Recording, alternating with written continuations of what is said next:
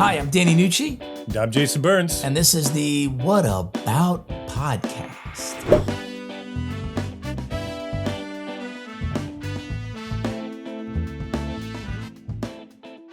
Danny, we have this thing in my house called Big Dumb Hat. And so this is Big Dumb Hat. My wife got this hat to garden, and now it's just become a part of her life. I like that I can't see your face. Like, I can't see your eyes. It's so mysterious. Like, you look like a blind person. Do you remember the old, like, Southern bear from the old Warner Brothers cartoons that would walk around like the hillbilly? That's what I feel like. And she wears this hat all the time. That's what I feel like, replete with the accent and all. And so even the kids call it Big Dumb Hat. So I had to put it on. She doesn't know I'm wearing it. She's going to be mortified. So okay, so you're wearing that in honor of our first guest, Rob Morrow, who wears many hats, both figuratively and metaphorically. Is that what that is? I am. Good. I'm trying. It's not the first time. But you're not going to keep that hat on for the interview, are you? I hope not. He may never visit us again. No, I want him to see my eyes. I want him to see my eyes. That was creepy and awful and also funny. Anyway, like I've said, our first guest is Rob Morrow, actor, director, writer, musician extraordinaire. He'll be talking about wearing many different hats, and he has over the years wore many different hats. And Ashley Kahn is going to talk about the album Graceland from his book Days of Miracle and Wonder, Paul Simon and the Trials and Triumph of Graceland from Atria Books. And our musical guest is the Lion Sisters, which you have to see this. You have to hear it, but you also have to see it. So please stick around to the end for that. But without further ado, my friend, the very talented Rob Morrow. Oh, thank God he's wearing the hat. I gotta wear a hat. By the way, I wore a hat. You're wearing a hat. Jason's got a hat on. I haven't worn a hat in about 20 years, so this was my head is already. By the way, a little squeezed your in. hat, Jason, looks like you pulled it out of a closet somewhere. I don't even know what it says. I pulled it off of an old mannequin foot. Wait, and I can't believe you said you haven't worn a hat in 20 years. Well, it hasn't been 20 years, but it's been a while because I've had a mohawk for a long time, and so I just you don't want to cover up the mohawk, so you can't cover up the mohawk. He likes to sport the mohawk. This kid. I like Nucci's look. You look very cosmopolitan. You know, I'm thinking if I had the big glasses, I could look like the guy from Up. If I just there you go. I love that movie. So good, isn't it? It's just so good.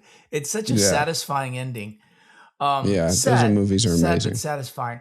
Hiya, Rob. Thank you for coming on. Hey, my pleasure. I mean, I couldn't think of a better topic to speak with you about in terms of wearing different hats. You know, as I was looking through the images section of the internet under Rob Morrow, the amount of different hats that you are pictured with is... That's funny. That's funny. Bro, do yourself a favor. Go on the internet, hit images, and you'll just be amazed by the amount of different hats that you wear. But you know what's interesting about it is that my grandfather made hats. He was a hat maker? Yeah, he was Murray's dad or Diane's dad?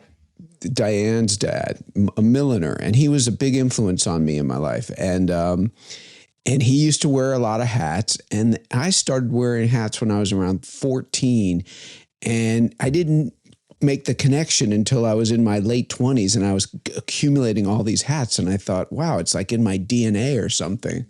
Because I just love hats. And by the way, so many of them. Unlike a lot of people that wear hats, you have great hair.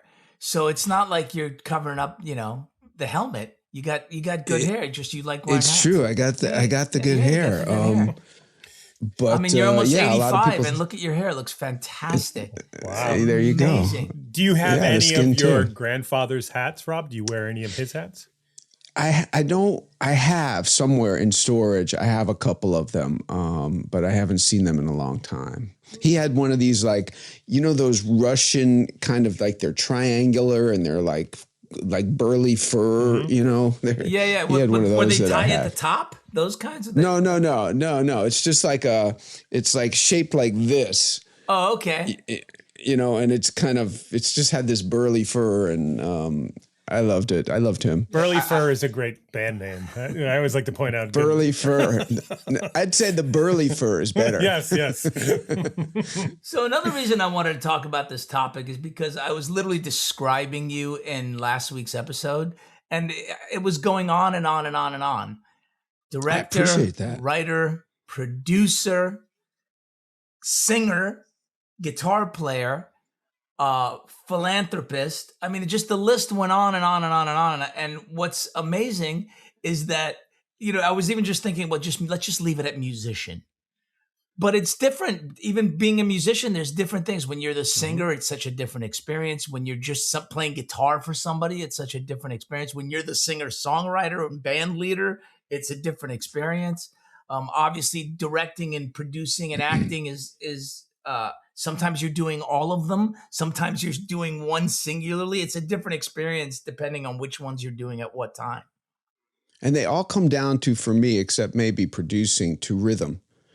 It's all, everything comes down. And that was the thing. My first instrument was drums. And it feels like whenever I'm working on anything, I'm chasing the rhythm. What is it? Even when in terms of, how does that work in terms of being an actor? Because of the way the way I say the dialogue, be it consciously or unconsciously, I'm looking for the music. Where's the music? And it's shifting, right? It's not like a meter necessarily, but it always comes down to music for me. Well, all of those things that Danny named off were creative endeavors, Rob. I'm curious, do you think creative people are more likely to wear multiple hats than people who aren't? Like, you never hear of a plumber who like moonlights as a carpenter. No, but I hope there's a lot of plumbers that moonlight as musicians. I talk to a lot of people that just say they wish. I have a fascinating, I don't know how much time y'all got, but I have a really interesting story in relation to playing music. We have enough time for your story, I'll tell you that. Well, I didn't write my first song till I was about 50. And I was never really in bands until I was about 50. I was doing a little bit of orchestra stuff when I was in school, but nothing hardcore. And it's changed my life. It's given me a real joy. It's spiritual to me to play. I play pretty much every day. I play a lot. I'm in a band now. Danny's going to come play with us. Yeah. I did play the guitar. I started taking guitar lessons. I took a couple years worth of guitar lessons in my 20s, and I just wanted to learn how to strum so I could sing, because I like to sing. And so I learned enough, 3-chord songs, and I was able to take a guitar with me wherever I went and play. And, I got preoccupied with my career, and then somewhere in my late 40s, I started to think I want to get good at this. And so I started to take lessons hardcore, and I got really dedicated, and I went from being bad to not bad. I'm an okay guitar player at this point. And I'm a pretty good, I can call myself a singer.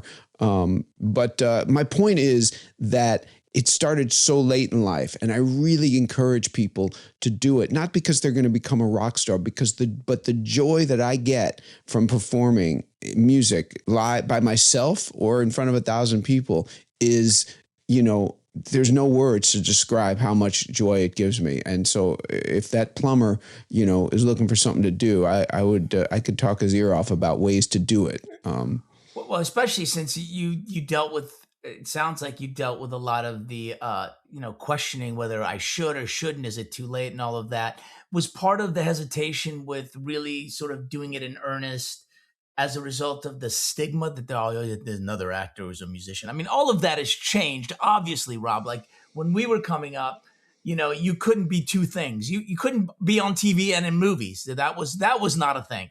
But now as time has passed, you can be anything, and it's very much accepted. It's a very different world.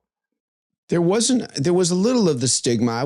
I didn't think so much about that, although I was aware of it. But for me, it was the idea, like when I first started writing songs, I've written a lot of songs now, some of which get airplay, and, some of which I put, like when Danny and I did the Fosters, I directed a lot of those, and I put a couple of my songs in that show.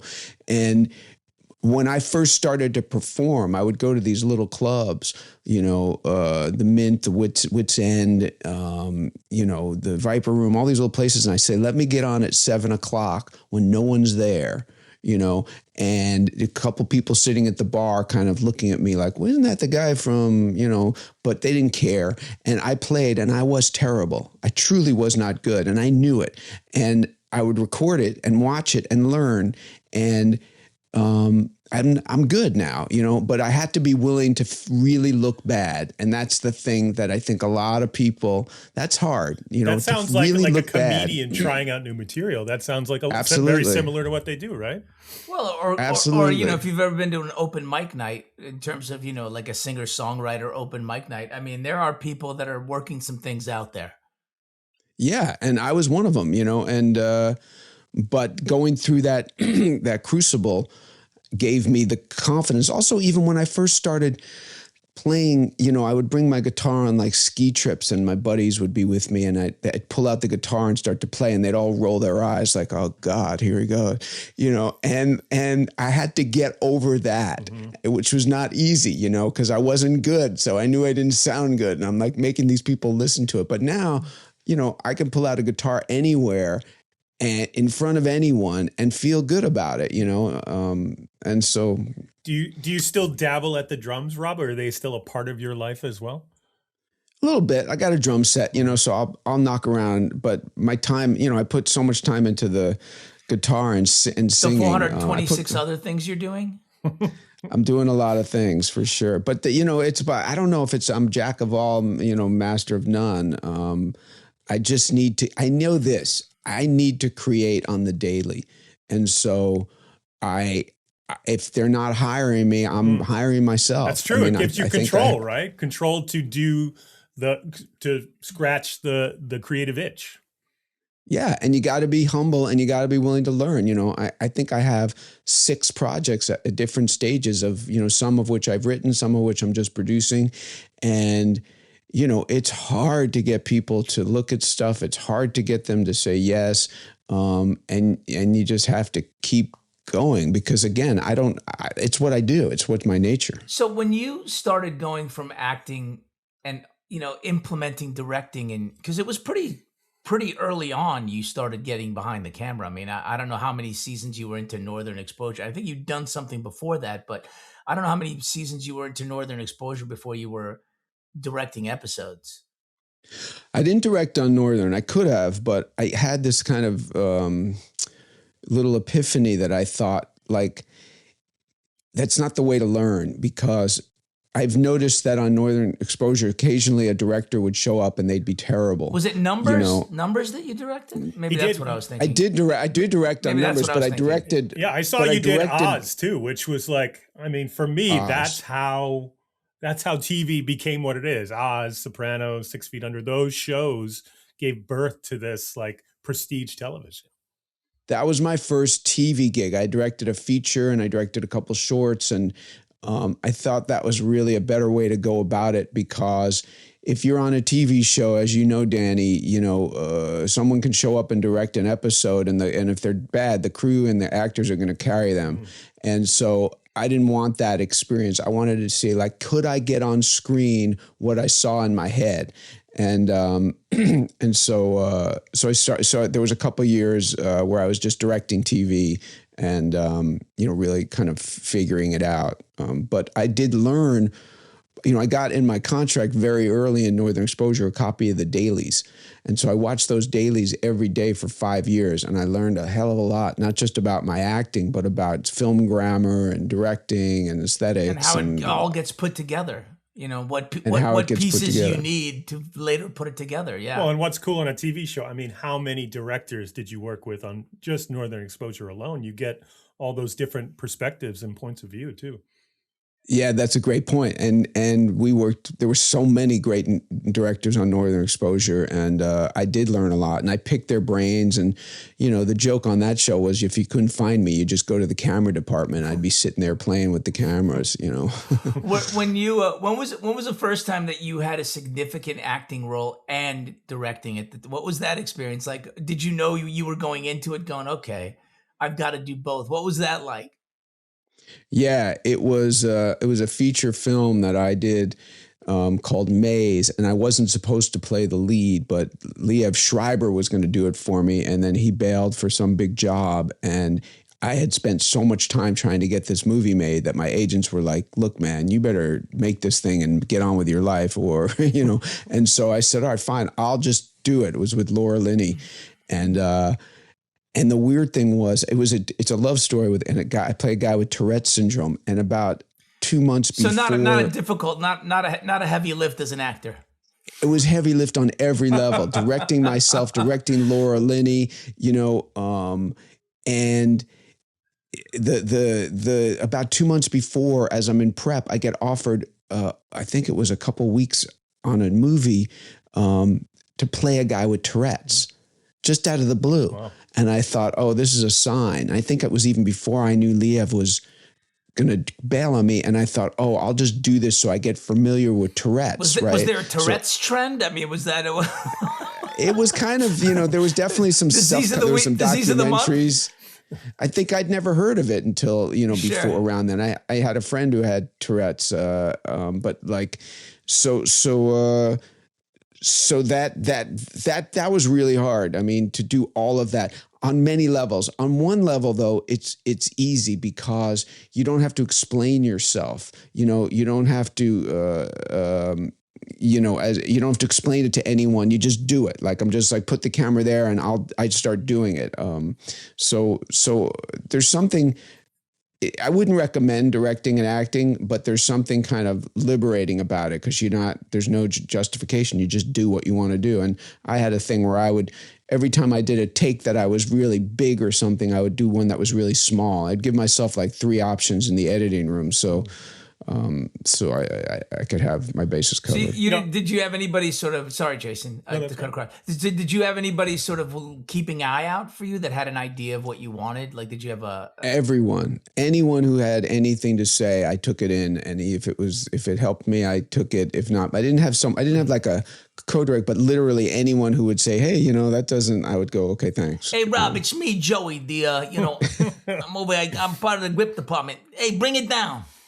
You know what I mean? Bring it down. They do that. Anyone who had a thing. And it was funny with Laura Linney because, she'd get pissed at me because, I would keep a monitor in my lap while you're working as I'm directing. Yeah. And so I'm acting with her and then I'm looking down when she's talking and I'm saying like, okay, just tilt a little to the left. Wow. And she's like, what? And I was like, no, not you. Like, oh my God. That is, talk about multitasking. But my brain is, what's weird is I'm just one of those freaks where I get calm in those situations, as opposed to when nothing's done. I mean, I'm not a freak. I don't get freaked out anyway, but just I get very on the calm. Energy. Yeah. Right. It's like, I get, and if I'm prepared, which I usually am, like I can kind of just sit in it. So I don't know why that is. I guess because your brain gets occupied, so you don't have time to think anything. Well, Rob, when I was starting out, I remember somebody, it might have been a manager or an agent, gave me the advice to only focus 100% of your energy on one thing, because if you want anybody else to focus on it that much, that's what it's going to take. And I never really bought into that. And I get it because they're talking about spreading yourself too thin. Is that something you ever worry about? Am I spreading myself too thin doing all of these different things? Absolutely. It's a good point your manager made or your agent, and I've been told, people have told me that I hurt my career by directing. I don't know. I mean, there's something to that. I was thinking about Sam Rockwell the other day and, we kind of came up around the same time. He's such a great actor, but all he does is act. He's obsessed with acting, and he, to this day, works with the same coach and, really works it. And like, I think there's something to that, but this is what I have in front of me. And so if I know that when I get going on a project, I'm not doing, everything else goes to the wayside, it just stops. So I do become 100% focused on what I'm doing. And if someone says to me, you got to focus on this, I will do it. But in the meantime, I gotta stay creative. So, but what happens when you have multiple things going on at the same time that, you have timelines? Like, for instance, you've got a deadline on something you're writing. You've got to prepare to go do because I know you do a lot of stuff musically where, you lend a hand as a musician where, you've got a date that you've got to be sort of prepared for. And then, you have an appointment that comes in where you've got to sort of read the script and prepare to meet with the director and discuss the possibility of doing the project. And it all lands on the same week. Because That's every oftentimes, day. was gonna say- That's every day of my life right now. It's literally, it's about time management. It's like, okay, 1 hour for this, 1 hour for that, 1 hour for that. Can I push this? Can I tell them I can't do that? Should I quit? Should I pull out of this one? But literally all day long, for 10 hours a day, I'm juggling, and it's time management. I wrote a whole memoir on an hour a day, But to Jason's point, does it feel like you're shortchanging everything, or does it feel like you're giving attention to each thing as much as you can, or both? I'm giving whatever it needs, so I won't shortchange something. Like if I get an acting thing, like I'm doing a movie next week, Hey, I'm doing a movie next week, just for the record. I'm just going to jump into a movie next week. I'm doing 2 hours a day, working on it. And that is become my focus. As I get closer, I'm going to let other things that aren't priority take less focus so that I'm 100% when I show up. If it was a huge part, it's not that big a thing, but if it was huge, I would have to let other stuff go. I mean, when I produced and directed a show where I directed 9 of 10 episodes called Games People Play a couple of years ago. And I was in the middle of writing a memoir and literally didn't touch the memoir for a year. Just sat on a shelf for a year. And I was like, there's nothing I can do about it. Dreading when the email comes from the editor saying, hey, where's the any pages? No, they didn't. Fortunately, it was a spec thing. So good. they didn't, no one was asking me.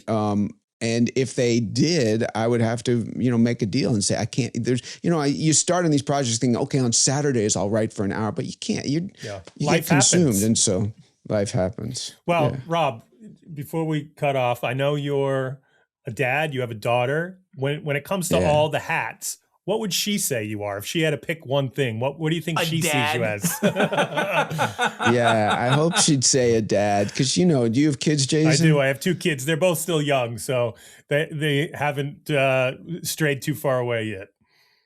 Well, the great revelation for me was that having a kid was instant perspective.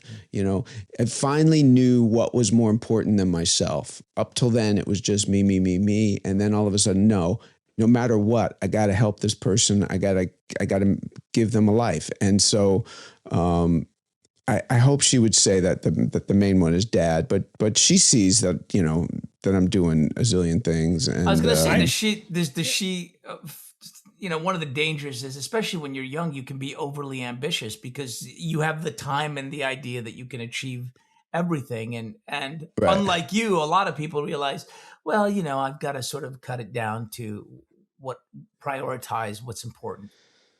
Yeah. I mean, she's prioritized. She's an actress. She's a really good young actor. Her first gig she was in the Fosters. And she's a badass. I mean, she's completely focused on that. And sometimes I think it'd be worth her to expand herself. Having creative outlets. I get your point. Jason, what your manager said about losing focus. But I think because the nature of acting is we're waiting for someone to tell us we can do it. Mm-hmm. Having at least one other creative outlet that you have autonomy over, I think is a good thing. It's really important to be able to express and keep that channel, open. So I encourage her to do a few other things, but she's like a laser. Oh my God. I had like 19 other questions. I was so bummed when you go, well, so we're going to stop this now. We're going to leave. I forget what you said, but something like, okay, we're going to let you go. I think that's what you said. We're going to let you go. And I'm like, don't let him go. I have to say, we didn't discuss it with Rob, but he's got just a cool, chill energy about him. Like, I feel like I could just like absorb his calm and peace. There's just a vibe about him. Yeah, you could see why he's a good director. I mean, that was the vibe on set. Like he's like, I got it. We're doing something here. All right, our next guest is Ashley Kahn. His book, Days of Miracle and Wonder, Paul Simon and the Trials and Triumph of Graceland, is out on Atria Books. So here he is, Ashley Kahn. All right, Ashley, there are a lot of great albums in the world. a lot of great artists. What was it about Graceland that inspired you to jump in and write a whole book about it? Because it had to be a big chunk of your life for a while. Indeed, it was. There are 14 months that I'll never get back, but I'm so happy that I invested that amount of time in it. Absolutely, the 40th anniversary of the album itself, which was released on August 25th, 1986. 40 years ago. That's frightening. And that's right. And so the actual date, the anniversary date, is right around the corner. But yeah, that was the primary inspiration, and then the wisdom of a certain publisher, Atria Books, wanting to do this, and then finding my agent. I'd actually pitched this about 15 years ago. You did not. I did, for the 25th anniversary, but obviously the time wasn't right then. And then they came back and went, we want to do a book about Graceland, and they reached out to you and found you 15 years after you had pitched it? Yeah, them. Outstanding. It was meant to be. Kismet. Yeah. There it is. Yeah. So, but with the 40th anniversary, I mean, that's also giving you a clock to work up against. Did you feel any pressure to say, okay, I got to get this done? This isn't just like when all the information comes together, great. This is, I need to get this information now. Some people pour milk or oat milk now over their cereal. Pressure is what I poured over my cereal. I have oat milk in my coffee right now. Yeah, there you go. Well, pressure is what I got used to. And I had it for breakfast. I was going to say, did you have an in immediately? We're like, okay, this is sort of the focus of how I want to approach this book. Absolutely, yes. But really what it was like, I want the material to kind of define it for me. And the idea of not being too far over to the music or too far in the geek land of the technology, which I do enter into, but trying to find the balance between it all, and also creating a virtual roundtable of many different voices, including those who were witnesses, co-creators, music professionals at the time, and only a little bit of looking back kind of perspective, but more the perspectives of that moment. Which I thought was great, actually, because Paul didn't seem like he wanted to look back when he was doing the actual physical documentary of it, and he was talked into it. So it was kind of interesting that you positioned it in a way that was, this is how it is reflected now, 40 years later. Well, I wanted to celebrate Paul because we wouldn't be here even talking about this if it wasn't for Paul's genius, Paul's dedication to getting it right, doing it right, and his meticulousness from the level of songcraft to dealing with all the politics and the personal politics as well that was involved with this. Just to give me some information that I'm not clear upon. In 1986, how prevalent was taking analog and turning it into digital? Was it relatively new? It was really new. Okay, that's because this album wouldn't have been made if we didn't have digital technology. And the digital side of things was really expressed through the editing and taking what was the warm analog, high fidelity sound that you hear, exactly, which gives it that authentic spark, which was such a breath of fresh air in the middle of a decade where people were experimenting with digital synthesizers and sequencers and reverbed, drums, etc. And before we jumped on, that was what actually Danny and I were mentioning, is that even some of the songs feel like they were from the 80s, but for the most part, I think that's also my nostalgia talking. It feels current. I don't think I mean, first of all, it sounds to me like a timeless record. I was really able to spend some time with it yesterday. The first thing that struck me was the first thing was really the instrumentation, which I was just like, oh my God, this is so unique. But second, it was like you said, it was so warm. I mean, it's such a comfortable, soothing sounding record. I like that, comfortable. Huge shout out to Roy Halley. That relationship between Roy Halley and Paul Simon, that's the DNA of this whole project. The other part, which is very kind of surprising, is that for Paul Simon, this was a return to the roots. That in South African township jive, in the music of Western Louisiana, zydeco, in East LA norteño rock of Los Lobos, he was hearing the same spirit and energy and that visceral charge of what he experienced with Little Richard, Jerry Lee Lewis, Elvis, and all the doo-wop groups. And a lot of those South African artists were also inspired by the doo-wop groups too, right? So it kind of, the glue was there. Absolutely. And there's something to be said about this back and forth conversation that happens with musical influence, especially in Africa, because there are African traditions that were inspired by Cuban salsa and by Cuban rumba, and by and Fela picking up from James Brown and then giving it back to us as Afrobeat. And then Talking Heads taking it and responding with Remain in Light. And all of this happens even before Graceland.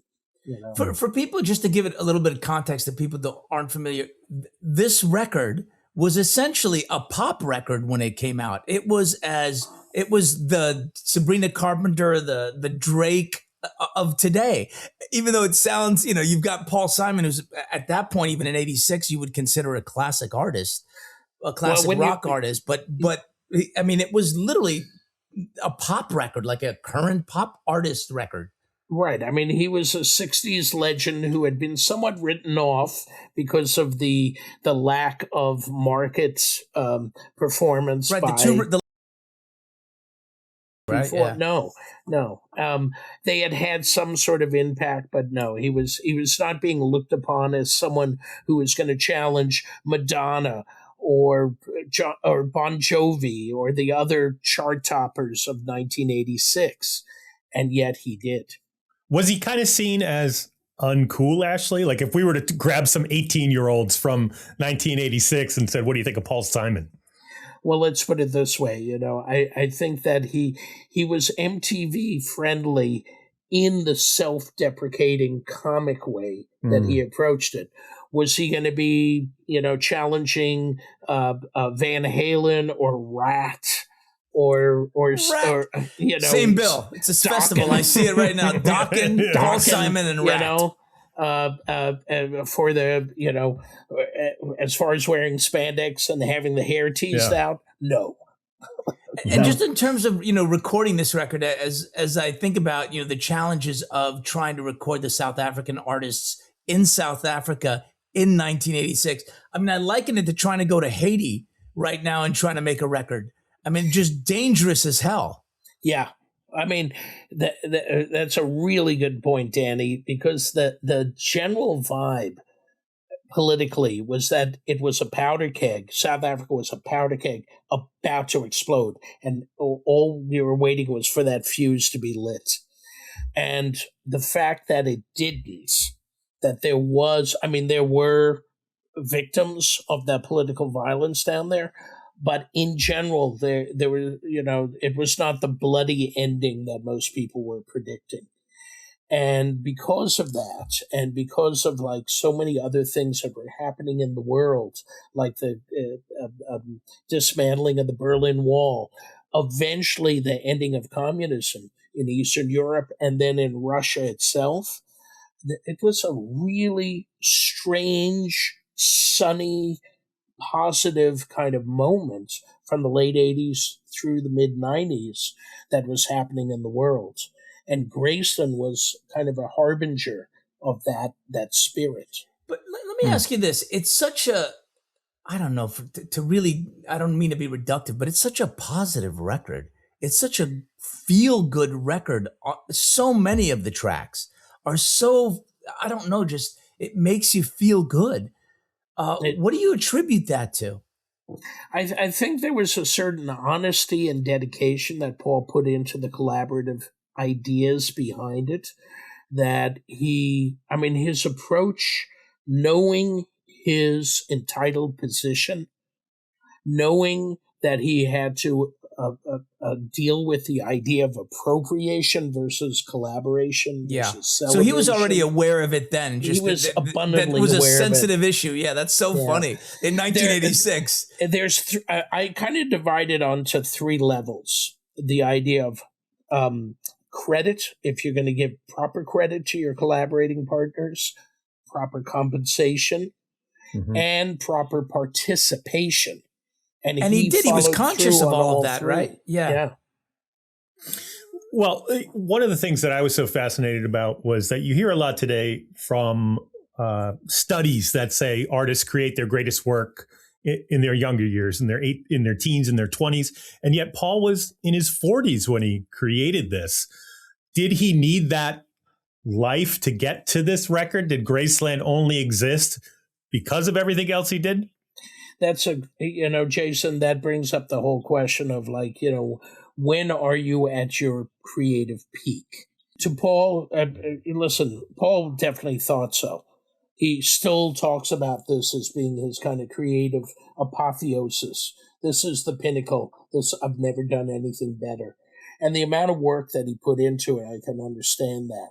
He was not only looking to collaborate with artists, he had done that before, but the idea of songcraft and building a song from the rhythm up, as opposed to starting with the words and the chords and then adding the rhythm around it. Didn't he generally not start with lyrics, though, Paul Simon? Am I misinformed? Well, normally, in the past, he had started with the lyrical ideas and melodic seeds, and put together tunes that way. But the idea of the digital technology allowing him to, play around with sections of recordings, the cut and paste idea, which is common now, sure, was something that was very new, and he took full advantage of that. But also the idea of crafting lyrics to match beats and off beats and flow and the kind of rhythmic imprint that he was getting from African music was very different from the more R&B and jazz influenced ideas that had come out of his songwriting in the 70s. Which still find their way into this record. Hey, Jason, can you just turn down while you're not talking? Mm-hmm. Yeah, so that just there you go. Thank you. I'm hearing table noise. He's just got to be turned down for now. Yeah, but that R&B and jazz still comes in there, that feel. And then the Zydeco is, now I think it would really be called appropriation, but it was such a wonderful blend of what he does well in this new, or this, less popular kind of music. Yeah, no, it's such a great point you bring up, because he does it in a variety of fashions, the collaboration, where he is sometimes in the control room telling the band, I want you to try this for this section, and then he'll construct it later from what's recorded, to the point that he's in the live room actively collaborating and performing. Well, before we button up, Ashley, I did want to ask, where do you think this album is going to rate in the greatest of all time against things like Pet Sounds and Abbey Road, when Paul's no longer with us and a new generation has taken on the mantle of pop culture? Well, I still, it's this amazing unicorn that kind of came out of nowhere. It didn't create a tidal wave of similar collaborations with Africa. I mean, there were moments and other traces of it, but it didn't, there's no sort of Graceland inspired subgenre or anything. No, but we did see more. We saw that the lady, help me out, Lady Smith Black Mambazo. Yeah. Perform for the first time in the United States. And I think it was a real, people were like, oh my God, this African music is fantastic. I mean, I think they were blown away they were introduced. It absolutely blew open a door. Yeah. That right now seems to be so closed, because it was a period when ears and hearts and borders were wide open.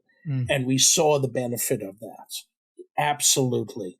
I think that Graceland will always be this point of discovery for a lot of people. And I keep hearing this from friends, from friends of friends, from colleagues, that they grew up with this album in the house, that their parents and their kids, and then future kids, all shared this music. So it was a non-generation specific kind of appeal. And there's this incredible quote from Joe Strummer, of all people. And this was like post-Clash, but he was out there in LA. And he talks about how the only important music is being made by 20-year-olds, except for Graceland. Wow. And that's in like 1988, 89 that he's saying that.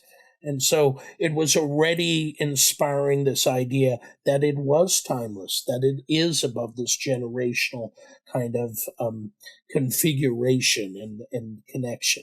Actually, I haven't listened to the whole record the way that I did. To talk about a record as being timeless, I think that gets bandied about. This is a timeless record. I mean, yes, you can hear a little bit of 80s influence, but if you didn't know, you'd be like, oh, that's cool. There's got a nostalgic thing. You know, there's a little bit of a nostalgia in it. But for the most part, the instrumentation and the feel of the record feels like it would have been a unique thing that came out today. I absolutely agree. It still retains that freshness. But Danny, the thing that makes me happiest is that my intention in writing this book, which is kind of the same with my liner notes, with my approach to teaching, is to return the listener to the music itself. That the writing is a connection, a conduit back to the music. I'm literally going to go buy those two books right now because, I mean, the man does his research, doesn't he? He gets involved. I went to a flea market recently with my daughter. She is big into flea markets, and I was looking for Graceland on vinyl. I want to experience it with the pops and the clicks, but I've been listening to it nonstop since then. Not me, man. I'm so enjoying the clarity with which that record was recorded. It's something else. Next, we have our musical guest, the Lion Sisters. They're performing "What Does the Deep Sea Say?", a classic folk song. And boy, I've never heard it like this. It is amazing. Like I said, you also have to see this. It's fantastic to watch as well. Yeah. Here they are, Lion Sisters.